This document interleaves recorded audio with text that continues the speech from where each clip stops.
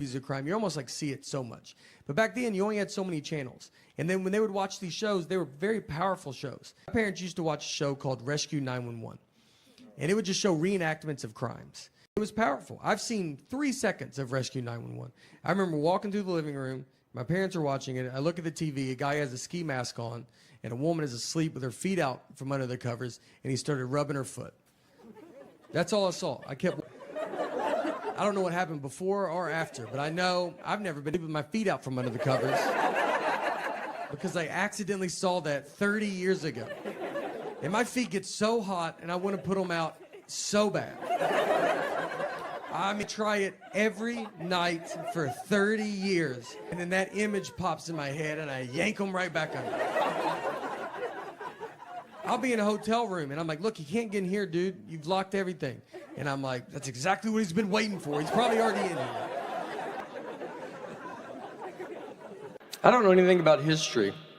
And I can tell because every history movie I watch on the edge of my seat.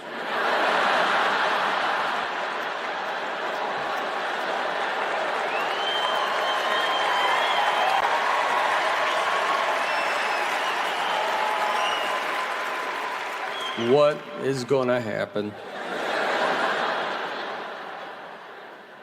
I watched Pearl Harbor. I was as surprised as they were, you know?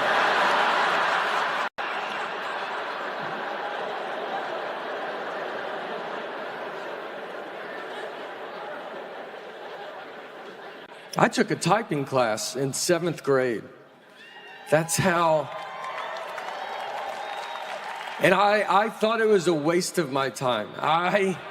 In my head, I was like, who's gonna be typing? Cursive is the future.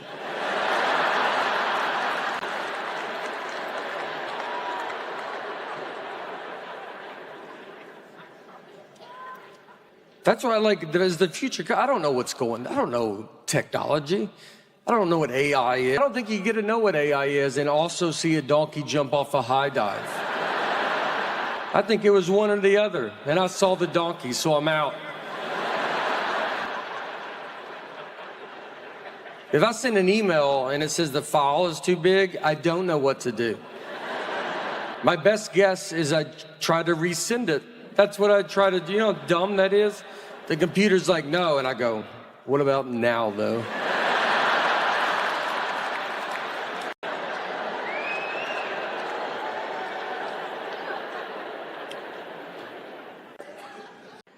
A pizza party is my nightmare. I'll have friends over for pizza. I'll be like, all right, we got to order pizza. And she goes, how much? I go, order the most. I don't want to order pizza in front of my friends.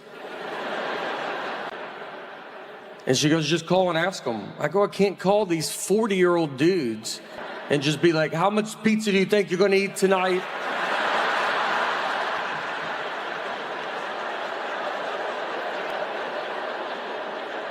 They have a family. They work in a building right now. And you may just call them back, did you have big lunch today? No, I would try to save money, so I need to know exactly how much pizza you're going to eat in 8 hours.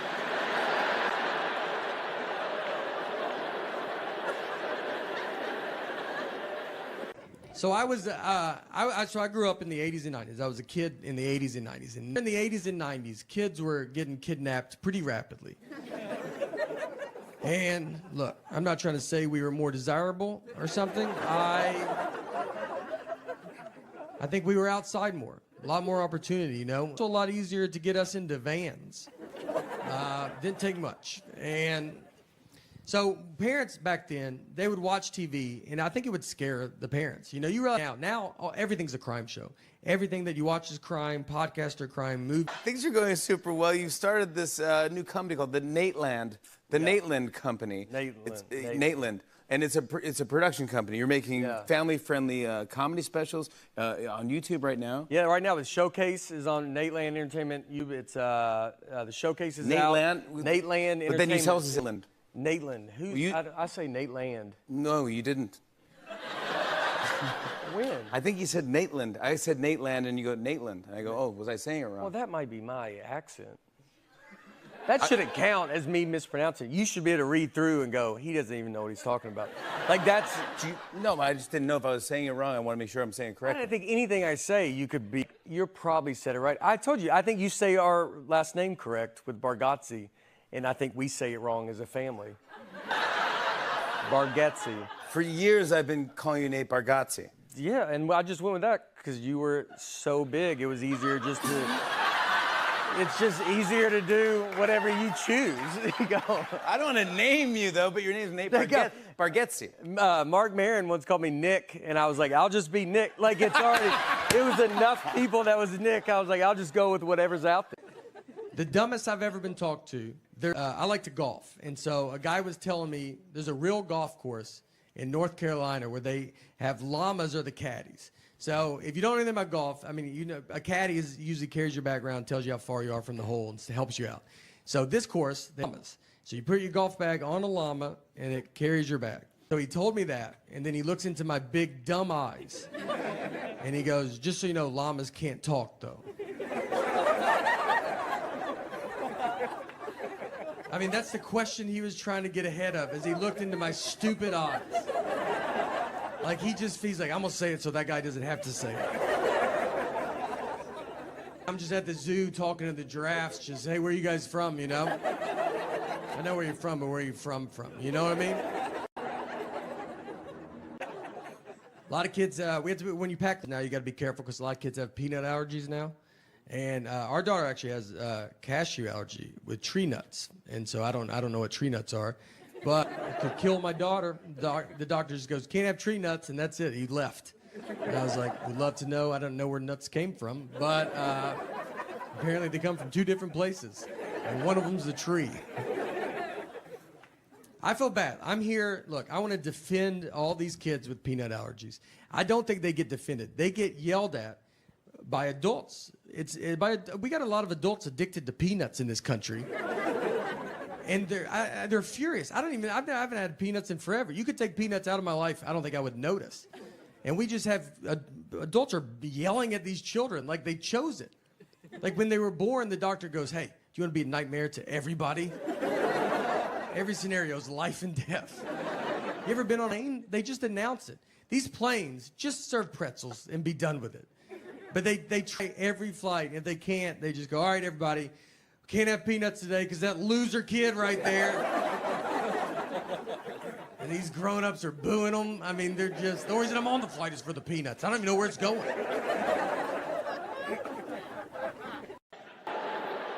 I was born in 1979. And the reason I say that, because if you are my age or just right around my age, very, like, maybe 78 to 80, you might realize, or maybe you don't know, I've never been called a millennial or Generation X. I've never even really heard any of those terms growing up.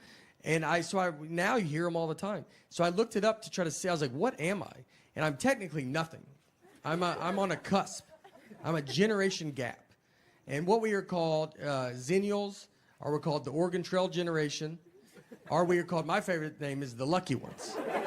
And it's true, we're very lucky. We actually grew up in 2 different worlds. When I was a kid, I grew up like it was the 50s. Like you would go out and your parents just didn't know where you were. We went to school and played Oregon Trail on a computer at school. No one had a computer at home. It's like, what are you, a zillionaire? Like, I mean, you could. But then in high school, I had AOL. You know, we had a computer at home. Then I got a beeper, and then I got a cell phone. I didn't have social media until I was 26 with MySpace.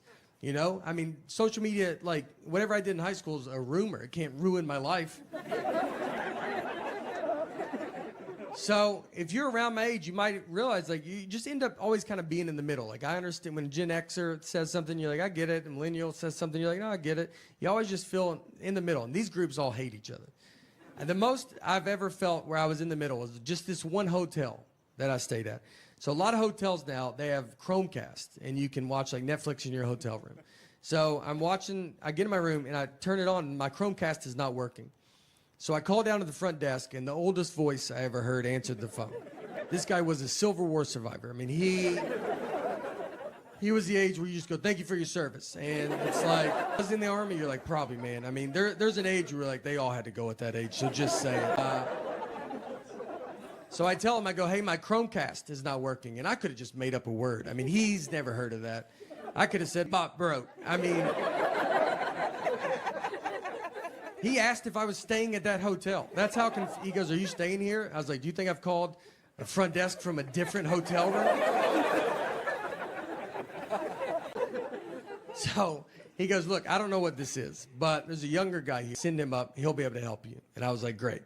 So that guy comes up, and he knocks on my door. I open it. He's my dad's age. And I mean, right when I see him, you're like, all right, dude, we don't have to do this. You know, I mean, I know you've heard of it, but you're not, if I can't fix it, you're not going to be able to fix it. But he's the generation that still wants to give it a try. So I got to let him in. So he's in, comes to my room, sits on my bed, a little too far back, I thought. I just remember, like, the back of his calves were touching the bed, and I was like, are your feet dangling? How far back are you going to go? Are you cold? You want some covers, man? He gets the remote and just starts pressing all the buttons, and I said, I don't know how to do it. And he goes, let's just keep trying it, though. I go, all right. I'm going to turn the shower on, open a window. Let's try everything, you know? Let's just see. Maybe it turns on. Who knows? Maybe it's all connected. So we can't get it. And he goes, all right. He goes, there's a younger guy. He's about to come to work. At this point, I'm like, I'm the younger guy, man. I was like, it's all right, dude. I don't need it. And he goes, no, it's a millennial. I was like, all right. Now we're getting somewhere, you know? This is what the millennial does. He was born with technology. He's going to know this. I was excited. I was like, great. He goes, he comes to work in an hour. I go, wonderful. And let me tell you, you know how quick that millennial fixed it? Well, I'll never know because he just didn't come to work that night. So didn't call in, nothing. And I found out because the old guy called me because he was supposed to fill in for him. He was furious, dude. He hates that millennial. He goes, he never comes to work. He doesn't take it serious. He's got a peanut allergy. And I was like, all right, well, I ended up fixing it myself because it was just unplugged. So that's my fault. Thank you, everybody. It was unbelievable.